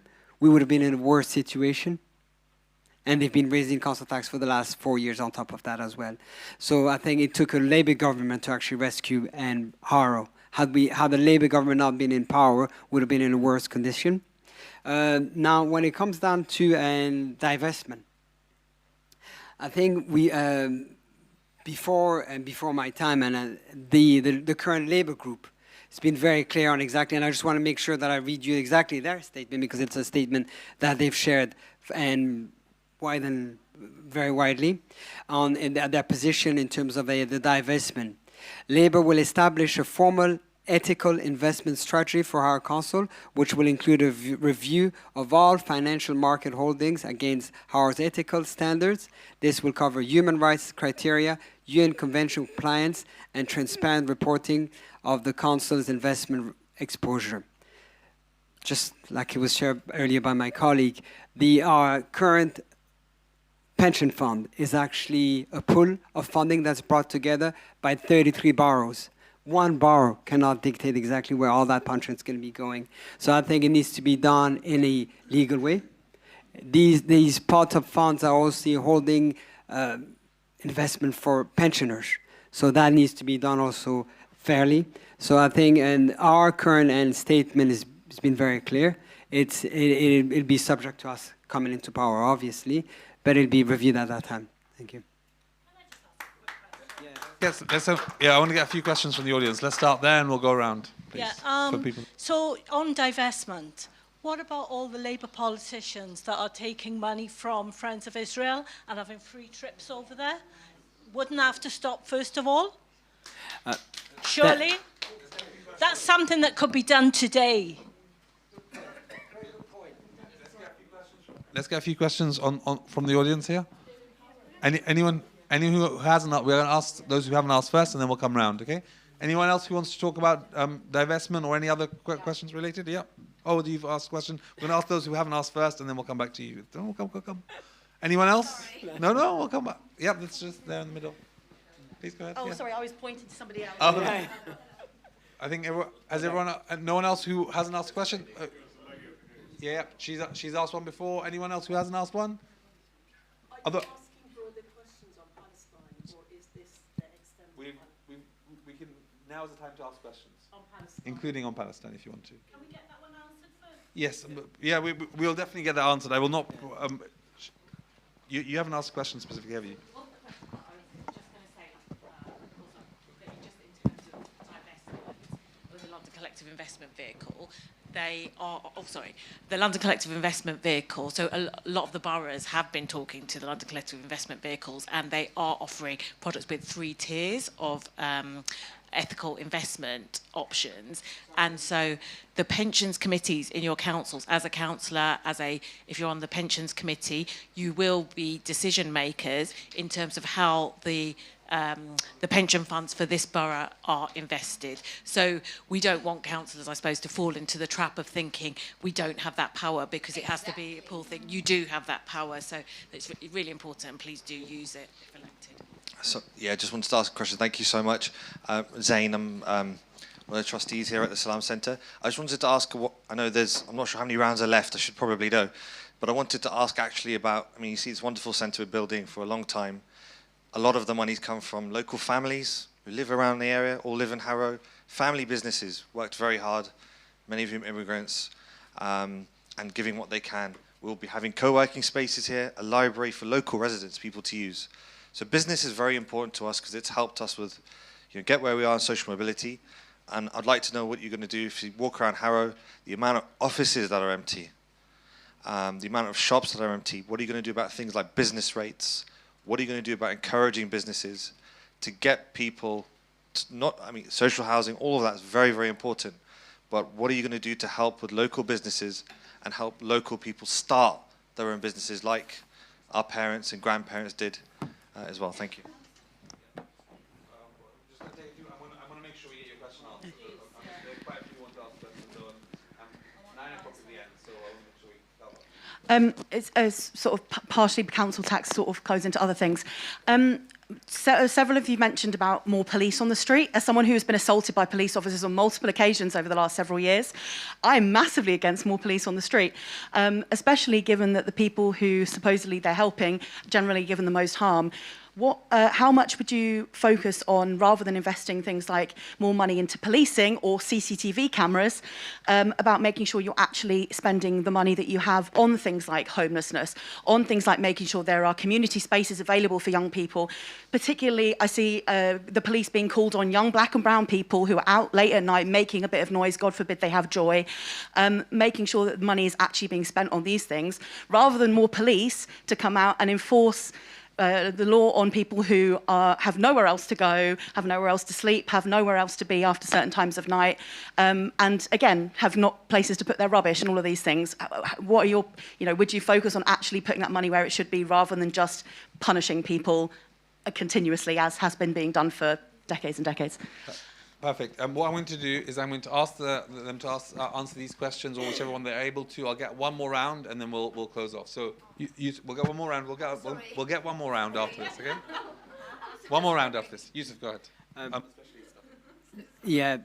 Thank you for your question in terms of an MP travel and trips to Israel. I think. Yep. That's right. And I mean, the only thing that I will say, first of all, I'm actually standing to be a local councillor for local council. That's number one. Number two, any donations and any trips is all publicly available. I think all of them will be, and But the thing is, they'll be accountable to the electorate. They'll be vote. Okay. Okay. I don't have any specific, because I mean let me just allow me. The thing is, I haven't voted for that person in, so my opinion stops at the voting booth, and that's where it starts. Well, you are a politician. Yes. You are a politician. Yeah.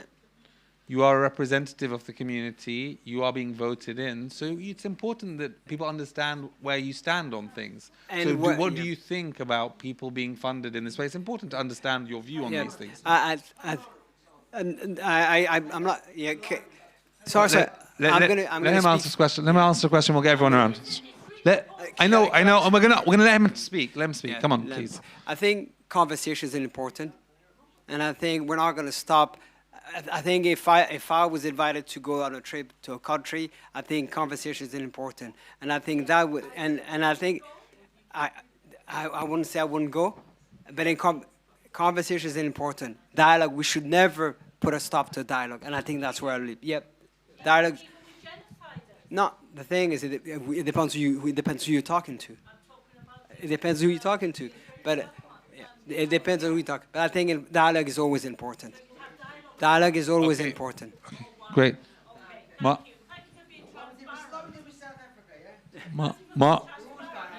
We'll have one more round. We'll have one more round of questions in a second. Margaret. I think complimentary trips to a country who is an apartheid state is wrong. I'm very proud to be part of the Green Party. I'm very proud to be part of a Green Party who is one of the only mainstream political parties who has described what's happening in Gaza as a genocide, and agrees with the Amnesty International's recognition that Israel is an apartheid state. So I'm really proud to be part of a political party that puts human rights and challenges human rights abuses at the forefront of its priorities and its manifesto. This is a contentious issue, and that's why I think we fall towards sort of political neutrality. But when we fall on the sword of political neutrality, we are complicit in the active, harmful practices that happen. I don't believe that people should be on complimentary trips to places who are chopping up children, and that families have to carry their children's body parts in plastic bags. It's disgraceful. But that is my personal opinion. So just moving on to I think there was a bit about community spaces. It is so important that actually when we are creating housing, that we are actually thinking about children. We live in a society where children should be seen and not heard. We forget about them. We are not actively creating community spaces where children and young people's needs are met. Think about no ball game signs on council estates. Why have we got them? They're children. Where they're going to play. You haven't created a space for them, so why are you putting signs up saying no ball games? Children have a right, it's a human right, to play. The United Nations Rights of the Child, they have a right to play. We need to be creating societies where children are active participants in what they want to see, and we need to stop demonizing, pathologizing, particularly black and brown-skinned children, and that we are making sure that we are protecting those children from police oppression. Thank you, Margaret. Pamela? Can we keep it to 2 minutes if you can? Yeah, so to the person over here, yes, I would invest in homelessness and all of those things rather than police. I get so fed up hearing more bobbies on the beat, I can't tell you. In any case, it doesn't do the job. It doesn't work. But they've been saying more bobbies on the beat for how many decades, and it hasn't worked. And the criminal justice system has been decimated by successive governments, so you'd be waiting 5 years for something to go to court anyway, so it's pointless. So I absolutely agree with you, and that's what arises. believe in. Politicians taking donations from Israel. I mean, it is appalling, isn't it? It's absolutely appalling. One of the things that really concerns me is that anybody who's got their eye on the Labour Party over the last few years will know that the 2024 intake of MPs is particularly dubious in terms of how many of those had trips or finance from Israel, a large proportion. And anybody who opposes the genocide, anybody who's spoken out of that has been targeted by the Labour Party. Labour Party I've never seen them at any of the events, locally, on Palestine, or nationally. So appalling. So, and aren't they paid enough, for goodness sake? Why do they need more money, more trips? Pay for your own things, we all have to. And then just on small businesses, I didn't want to forget you. I run a charity, and it is like running a small business. And like many of you, you're probably worried about the national insurance hike for employers. That's Labour making us better off, thank you very much. We can't believe any of their promises. So that's one thing that national government could do. Local government is harder, I absolutely agree. But offering kind of space, like there's so many spaces empty that you could use those for startups and things. I don't have a great kind of lot of ideas at the moment, but I absolutely agree with you because I know how hard it is thinking about how do you pay the salaries, how do you pay the tax and national insurance. I'm there with you, so we need to do more of that. And I'd certainly have be wanting to speak to small businesses. Thank you. Thank you. Yeah, I think that's perfect. Joseph, go ahead. Yeah, thank you. And I want to pick up on the small business question first because I'm a small business owner myself. I run what is effectively a startup from my home office. And when I look at office space, I think, oh, that's expensive. And then I get the business rates bill, and I think that's even more expensive, and it's prohibitively expensive. And you talk there about your parents, people who've come over as migrants and created business and created success for themselves. I think that's one of the great migrant success stories. And it makes me really proud that people have been able to do that, and I wouldn't want to see that disappear. So in our manifesto, we committed to mainly looking at shops and empty shops and how we can fill those with community spaces. But I think we need to look at offices as well and shared working and co-working. And, as a startup, dare I say, entrepreneur, I really think that those spaces where people can think about business, think about creativity, and think about how they can get business and jobs into the borough is going to make it really successful overall. I want to just address the lady who talked about policing, and firstly, I'm very sorry to hear of your experience with policing. This is completely dreadful. We've committed to safer streets, but I agree with you and the other sentiments in the room that policing is and safety, and we think about safety in terms of the community at the moment, it is really important, and there are often trade-offs, but those trade-offs shouldn't be, we can have a form of police and then nothing. We need to think about the whole culture and society that we're trying to build here. So places where kids can be kids and they can learn through youth groups and other safe spaces should be part of how we get community policing and community safety embedded in Harrow. It's more about that dynamic safety and that is through not just policing but every part of society coming together and allowing those safe spaces for people. And I will say in the 10 seconds that I've got, as politicians we are acutely aware of influences and people who are trying to influence us.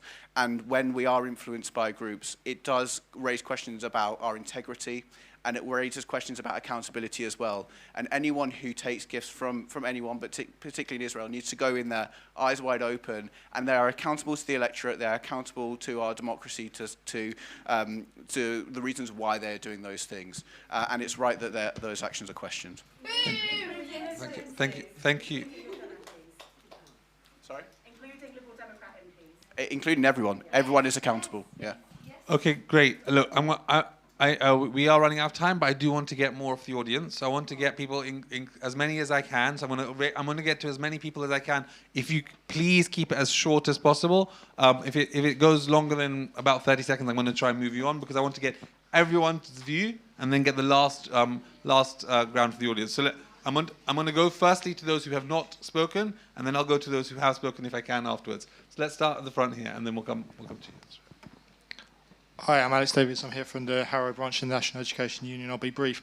Council staff have recently U-turned on a commitment to implement the rise in the London living wage, which is putting at risk the status of the entire borough as an employer, over 4,500 employees as a London living wage employer, if the increase isn't implemented in May.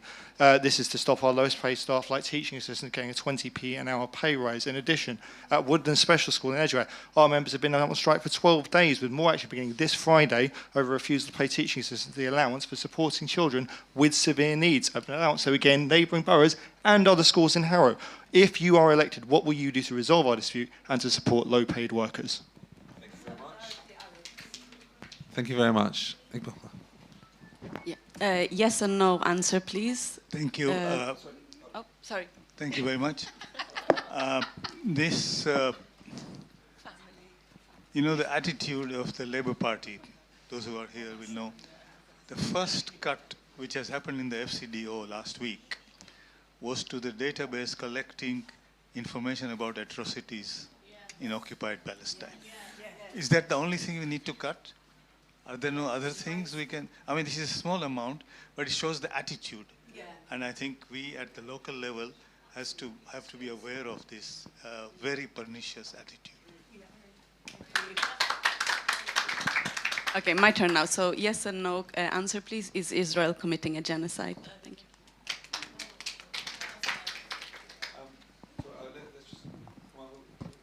Anyone else who hasn't asked a question yet? You haven't asked a question yet? And then we'll come to those who have. Yeah, let's go on the left. We'll come to everyone afterwards as well. Hi, could it be on anything? Okay, this is a bit closer to home. Under the Conservative Party, the number of inpatient hospital beds reached a massive low. It's the lowest it's been in history. My question as an A&E doctor is, what are any of your parties going to do about corridor care? There are patients waiting in the corridors in all A&Es across the country, and in Harrow as well. And it's undignified, it's unsafe, and it's not going anywhere. So what will you do? Thank you very much. Let's get all those who have asked, it's okay to get them again now. We're just going to ask a few people. Where are you?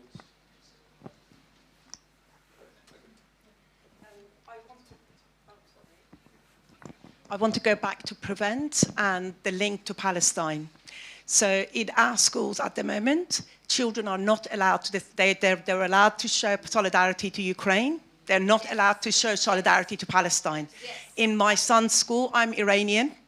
He had the audacity, they asked him to make a speech, everybody in class. His speech was about Donald Trump. He had to come back home and rewrite the speech because the school said we do not allow political speeches that are directed towards a particular person. I want to know where these people stand. For instance, if a child wants to criticize Keir Starmer for saying it's okay for Israel to stop food and water to get into Gaza, is that okay? And I want a yes or no answer. Are children allowed to criticize that? Specifically to the Labour candidates, I didn't manage to really gather anything from the answer related to the divestment, but I remember one word, which was dialogue. In terms of having dialogue with, I assume, the Israelis, would you had been open to dialogue with Nazi Germany in the 1930s?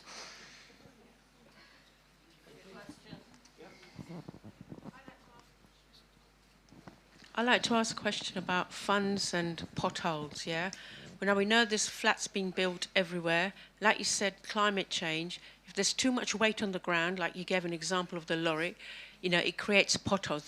The ground goes down. Now, God forbid, in Harrow on the Hill, there's flats everywhere, so much on one side. Yeah, it's all lopsided. Now, builder told me this, if this happens too much, and God forbid, if there's some kind of an earthquake, there's going to be a big pothole. Have Harrow Council got enough funds to look after us? Who's going to fund us? America? Have we got enough millionaires? I mean, it's frightening, Thank you. Right at the back. I just wanted to ask a question on education. I feel like it hasn't come up yet. Quite important.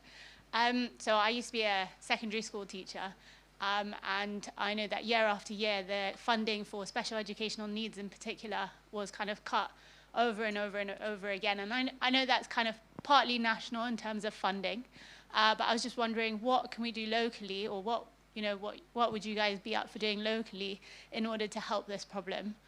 Because it is a massive issue. I know year after year I was losing teaching assistants in my classes, and it was just becoming really difficult to make sure that all the children were cared for. So. One in the middle here. Hi. As a disabled person, I'm really concerned about accessibility in Harrow. More days than not in the last 2 weeks, the lift at Harrow on the Hill Station has been out of service. It seems like they don't do any regular maintenance because it's consistently not in service. How would you focus on making sure Harrow is more accessible, and that projects such as the huge, hideous concrete blocks that were put down Harrow Town Centre, which were put in once and then removed, and then put smaller ones in and then removed again, and then they put back the wooden benches that were there originally. How would you make sure that projects like that are run past disabled people, and projects that directly affect disabled people are actually consulted in these things? There's a phrase we use in the disabled community: nothing about us without us. How would you make sure that disabled people are actually involved in decisions regarding accessibility around Harrow? Thank you very much. Any final questions? Okay, great. We've got three last questions. 1, 2, and then right at the back. Let's go here first. Hi, my name is Yogi Sokalingam. I'm a candidate too in Reynolds Lane. There was a question of yes or no answer. Is it a genocide? What took taking place in Palestine? Yes, it is. Nothing but. That's what it is. I'm a Sri Lankan Tamil. Now I'm a British Tamil. I stand by it. It's pure. I can't see why the people can't see it. But anyway, whereas that's what I believe, but that's my feels. But others, they can all have their opinions, but that is what it is. There's no question. And also, I mean, there are issues in here, local issues, which I always go. In fact, my colleague is actually talking to people at the moment. I am going to see them as well. We had to talk to the people personally to find out and getting to know and solving the personal day-to-day problem rather than national problems. Thank you. Thank you very much. Please go ahead. Thank you. I just wanted to go, regarding policing, we do need more bobbies on the street, unfortunately, because the cuts cost lives, and statistically, this is what's happening, and we need better training. We need to go back to Hendon for that. So, yeah, but well done for answering all the other great questions. I need to ask the three panelists here, excluding yourself, are you affiliated with any affiliation AOs, so like Friends of Palestine for Labour, Friends of Palestine for Greens, or Lib Dems, Friends of Palestine? And have your parties actually divested or done anything locally? Good, and we've got a couple more, one here and then one here, and then let's go to the back. The reason I'm doing this, I know we wanted to cover a lot of different topics. I want to make sure everyone's had a chance to be heard, and then we'll give them the chance to answer what we'd have liked. Obviously, we can't hold everyone to account for every question, but we will try our best. Go ahead. Thank you. There's been a wide range of questions tonight on a whole load of topics. I just want to flag that a lot of these stray way beyond what councillors actually have within their grasp.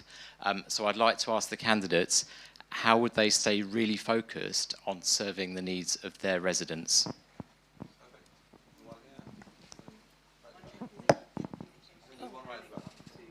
Thank you. It's a yes or no question. Should the UK be sanctioned for being complicit in the genocide in Gaza?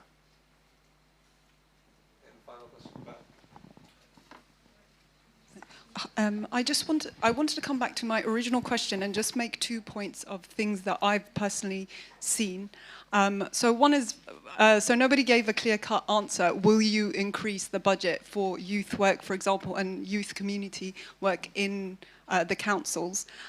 So that was my kind of yes and no question, and like, how important is it for you? In terms of policing and also what I saw in youth work, there's a few things that has me worried. Obviously, the points that I feel like haven't been talked about, but for me it was a concern. So we also had prevent, of course, in youth work as well. For me, this would have been a prevent issue, but for nobody else, this got picked up. There was a girl who was adopted by Jewish parents. Again, no problem. She used to go to a Jewish school. She knew that she wasn't Jewish. She remembered her kind of like adoption and stuff.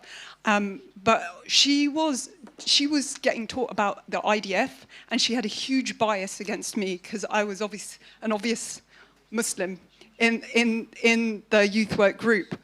So she used to avoid me. Now, for me, that was a kind of prevent issue. She had a huge bias against me, and she was getting taught about the IDF. And she wasn't, she was adopted. So that was kind of thing. I didn't mention anything because I thought I was more worried that people are going to think I'm crazy. Because obviously I'm in an environment where people don't understand this, but I understood it. And then the other point is I did martial arts for many, many years. And a lot of police training, I know, you get actually trained in like Krav Maga, which comes from Israel. The famous guy in America that got suffocated, so that knee position on his neck, for example, all these like strong training techniques actually stem from that, from the IDF kind of training. And I want to know is how much are we regulating this when it comes down through kind of the training? Martin, yeah, so thank you, sorry. You don't? Okay. Okay, what we're going to try and do here is, obviously there have been lots of questions. I wanted to make sure everyone had a chance. You had a chance to answer the questions that you want to answer this time.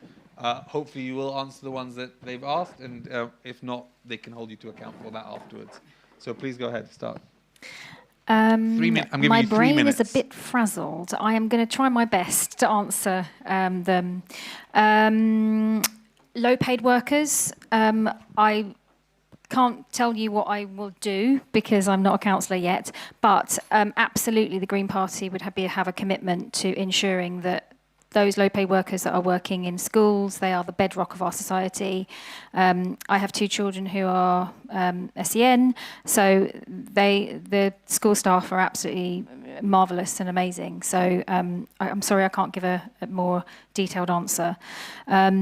And I would say a lot of answers are going to be sort of slightly vague because, again, I'm not party to a lot of stuff. I'm not party to reports. I'm not party to budgets. Is Israel committing a genocide? Hell yeah. The database monitoring war crimes, again, probably not the scope for councillors, but completely abhorrent that that has been that's been cut. I mean, it's horrifying. I absolutely agree with that. In relation to should children be allowed, absolutely children should be allowed to develop critical thinking skills and how they see the world, and we should absolutely be promoting that as educators.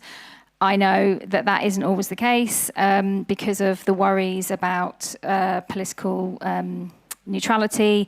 I don't think there's an easy answer.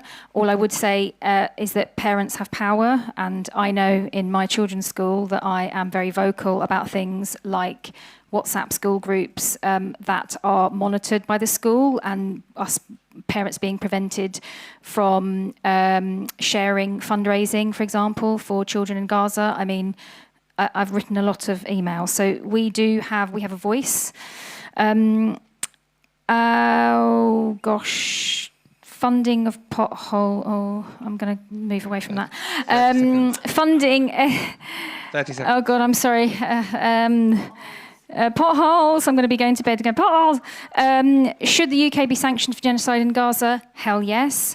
I'm sorry, I just don't know the budget for youth work. In principle, absolutely, we need to be investing. It's obviously really good that Sadiq Khan has approved, although he's talking about 1 youth club per borough. Hello, that's not going to be enough. But absolutely, I started as a youth worker 20 years ago. We need to be investing in our youth. Thank you very much. Yusuf. Thank you.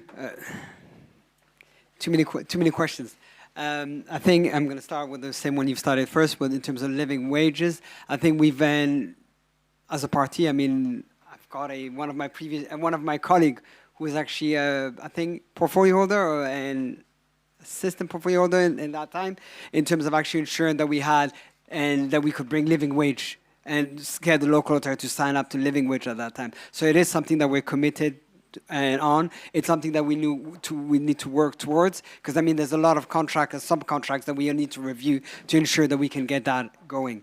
So that's on the living wage. I think I'm going to go back to your question in terms of trips to Israel, conversations, and I think I'm going to take us back to when we started off today. Murtagh started off by reminding us of the 2 stabbings that happened earlier today, and I think I'm very humbled by, and I think we've all been very open. We've all been very attentive towards each other, respectful towards each other. So I thank you for that. But I think it's important that we ensure that by saying certain statements, we are becoming part of the problem. We need to be part of the solutions, and conversation needs to continue. And we don't need to alienate certain communities by making them feel that we are siding with a government. No, can I? Okay. No, you're quite. I'm not conflating the two. I'm just saying that. I'm just saying that a trip. I'm not trying to. You asked me a question. You asked me a question. So I'm actually just responding to the questions. So I think it's important. Go ahead, please. Thank you. So I think it is important that we keep that in mind. So whenever we are asking questions and we respond to the question. So my response was to actually balance it in terms of if I've never taken any trips to Israel, it wouldn't be trips that I'd be comfortable taking currently right now while the conflict is happening, while the war is happening. Now the genocide, going back to the point of genocide, the Labour Party is a very wide group of people. Back in September 2025 at the conference, members voted to recognize that what was happening in Palestine was a genocide. So I think the voices of the members is clear, loud and clear. I didn't vote at that time, but it would have been the way that I would have voted. I don't speak for Keir Starmer. Can we let him speak? It's fine. Let him speak. Okay. So that's the point on and genocide in Palestine. I hope I've answered that question for you. I can only try.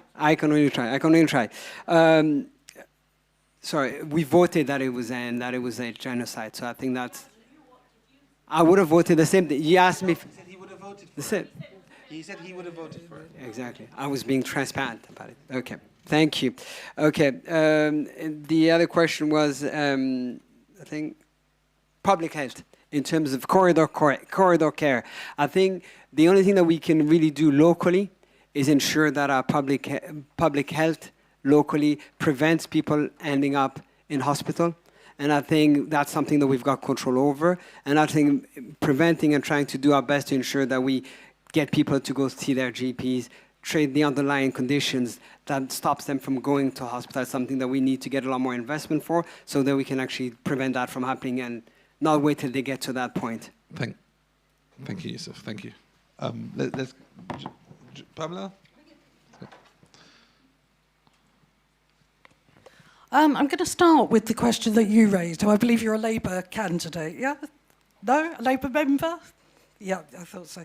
So what you said was, we've been talking about all sorts of things tonight that are just not relevant for councillors or candidates. We need to focus on the issues. Every single issue we've discussed tonight is relevant to local people and to local councillors. So let me start with, is Israel committing a genocide? Yes, absolutely. Everybody knows it. It's just a lot of people will not say it because they're being funded. We've heard so many people. So why are they going to bite the hand that feeds them? Prevent, linked to this. So what's going on in Palestine? How does that affect local people? Because children are being excluded from school for wearing a badge. The week before, they're asked to make flags and celebrate Ukraine Day. The council put on an event for Ukraine Day. Did they do something similar for Palestine? No, absolutely not. Have they ever mentioned Palestine until they started losing votes? No. So kids are being excluded. People are being attacked in the streets. People are being abused. It impacts on local people. And we go back to prevent, actually disproportionately impacting on black and ethnic minority children. Are children allowed to criticise? Well, they ought to be, but they're not, as we've seen. And I've been contacted by so many people whose children have been disciplined for voicing an opinion about Palestine. That should be encouraged. Debate should be encouraged. It's not.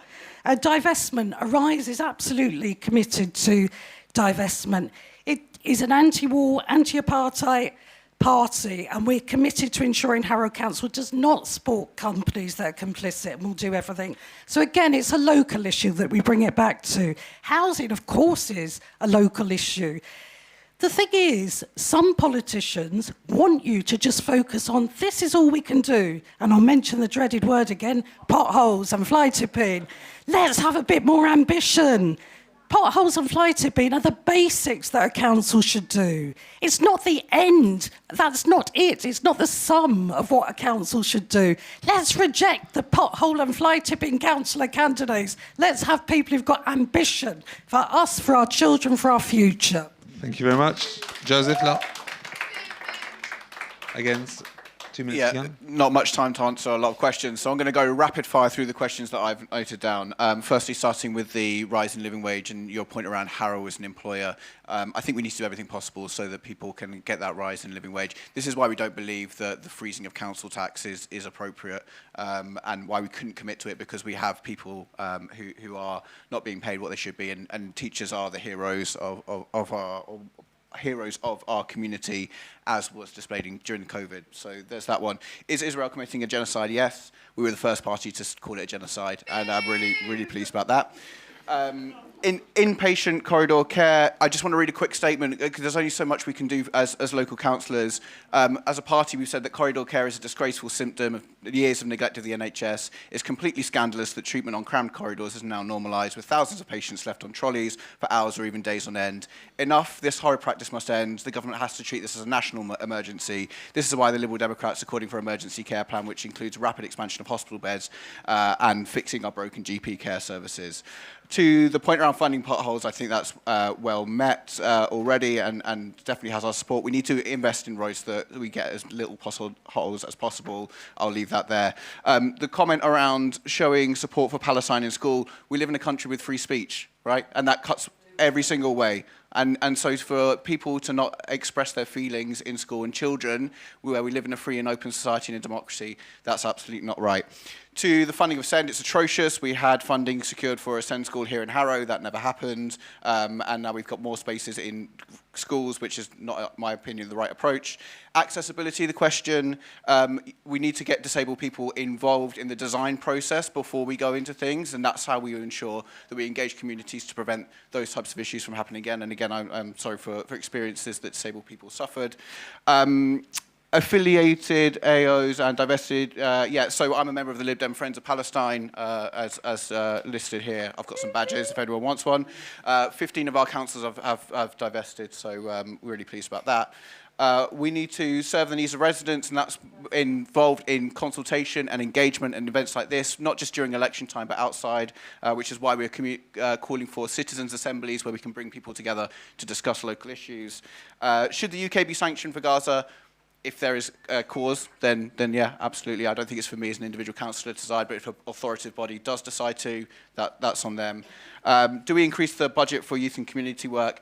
Yes, if we possibly can. Again, goes back to the question of council tax. We want to get our children's services from inadequate to outstanding, and I think investment in children's services is right. I think it's not just about money, it's about process and how we fix things through a root and stem review. So I think there's a combination of, are we spending the money the right way, but are we also doing the right things? So that would be my answer to you.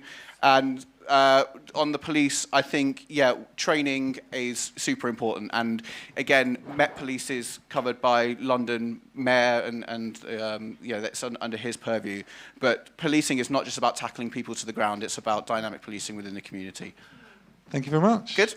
Look, we've had a lot of very answered a lot of questions in a very short period of time. I want to give 1 minute each to everyone as a closing remarks to be able to. I've already done. I've spoken. I'm going to give 1 minute each to you to give closing remarks to say why they should vote for you. Okay, let's start on the left. Let's start on the left-hand side. I just want to, as a point of note, sorry to be pedantic, but it was actually the Green Party that declared it a genocide, not the Liberal Democrats. It was Liberal Democrats was September 2025 Anyway, vote for me. Wait one second, just before. So, why should someone? If everyone can also say that they will be held accountable and they're comfortable to engage with the community going forward as well, and they will be willing to come back here to make sure that they are held to account for the pledges they made today. So 1 minute, and why should they vote for you? Yes, so I have lived in Harrow for over 30 years. I've lived in my ward for over 30 years. I'm a mum of 2. I'm a social worker. Social justice has been part of my DNA for as long as I can remember. I'm an active member of the PSE group. I go to protests and marches. Why does that matter as a councillor? Well, it means that I care about stuff and I care about people. I am known as the fixer and the doer in my local community. I do get things fixed because I want services to work for people. And I am that person that is complaining to the council all the time, and they've probably going to put me on a block list soon. So my skills as a social worker and as a community activist, I think actually do place me in a really good position as a local councillor. I do often think that I'm doing the local councillor's job for them sometimes. So I sort of think, I probably would be best placed. I am very proud to be a Green Party member, and we are really excited as a Green Party in our local group to be a really, really growing party in our membership, in our activism, and there are lots of different members in our group that are very active in the Palestine solidarity movement. We would be delighted to come back here. I'd be delighted to come back here. It's an amazing community space, and just vote for me, please. Please go ahead. Yeah, Yusuf. I'll keep it very short. Okay. 1 minute. Yeah, thank you. Okay, thank you all for coming this evening, first of all. And I'll be very brief. Harrow cannot afford another 4 years of broken promises, rising bills and declining services. Labour has a clear plan to clean up our streets, support vulnerable families, tackle antisocial behaviour, crack down on rogue landlords, and rebuild the services residents depends on. I'm standing because I believe Wales don't start. They deserve a councillor who's rooted in the community, who brings people together, and who will fight for dignity, fairness, and practical change. Thank you, and I hope you'll vote for me. But for those of you who are willing to go online, we've got a plan. Labour has a plan in Harrow. Thank you. I will always be willing to come back. Thank you.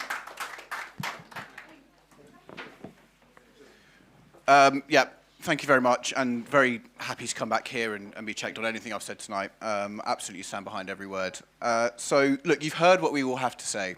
The next decision is yours, right? So on May 7th, when you're going to the polling station, you need to think about the parties that are going to represent you and your interest. We have covered a broad range of topics, but I go back to those values that I talked about at the beginning. Lib Dems exist here to build and safeguard a free and fair and open society. We believe in liberty, equality, democracy, community, human rights, internationalism and environmentalism, and those are our guiding principles when we're leading, not just in Parliament, but here locally in Harrow and across all the London boroughs and the country. With the very short amount of time I've got, I just want to say, we do have a plan on our manifesto on our website, but I just want to read through you, if you haven't seen it, my forward for that, which is that we work to create a united borough, which provides for residents who work together to make Harrow the best place to live. The Lib Dems are standing on a platform of positive change. We want to see improved living standards, outstanding children's services, and build a prosperous community. We want Harrow to be a model borough for the whole of the UK, a place that holds itself to high standards and whose culture is one of community giving, excellent public services and opportunities for all, particularly our younger residents. Much is said about the decline of Britain's decline nationally, and it's up to us to make our small part of this great country the best it can be. That's why we set out the way that we believe Harrow must evolve, to be a borough that works for residents, a borough where residents see value for money from their council tax, and is united in a mission to deliver excellent services and build strong community bonds within our borough. Thank you. Thank you, Joseph. And Pamela? Thanks. We've got 11 candidates standing across 5 wards in Harrow, and you should vote for a rise because we're the people that have been doing things for years. We're the people that have organised protests, campaigns. We've been there helping people. Several of us have set up charities in Harrow that are established and help thousands of people every year. What I would say to you is, you don't have to believe me. Look at people's track records. You've heard Labour, you've heard, sorry, Lib Dems, very nice man, but look at their records. You know, and see what they've done. We really are the only party that have been present at the George Floyd Black Lives Matters event, at the Palestine event. Sorry, I know you were at the end as well, but generally the Greens have not had a presence. So believe what you see. Don't just take for what they're saying now.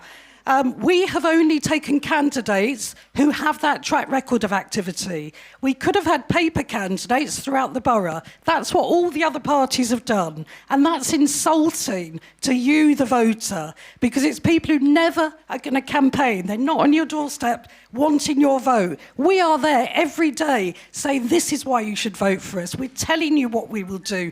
They won't even send a leaflet to the paper candidate wards. Don't give them your vote, give us the vote, because you know that we're going to deliver for you. You know that we're committed to all the causes that are important to local people. We're not just the pothole party. We are the party of housing, of education, special education needs, of dealing with all the atrocities that are going on and the local authorities' complicity within those. Thank you. Look, thank you to all the candidates who have come, and we are obviously very aware that some candidates have not come. The Conservative Party candidate did not come, none of them for this local area. The Reform Party did not come. So I just wanted to thank those who did come and who have been able to hold themselves to account with this audience. Thank you to the audience. Just remember, when you're voting, you will be able to have multiple votes. You don't necessarily only have to vote for one party. You may choose to vote for multiple parties. Look at the ballot and you'll be able to see how that works. Local councillors can make a real difference, and that's for myself. Local councillors can make a real difference that makes a real difference to people here and across our borough. So please, everyone, I would like to encourage everyone to hear what you've heard tonight. Think about it. Reflect on the issues that matter. But please do vote. Whoever you choose to support, your voice is part of an important part of democracy, and that's what we want to do, to make sure that everyone is able to vote in a way that is aware of the issues. So thank you very much for being part of this conversation, and have a good way home. Thank you very much.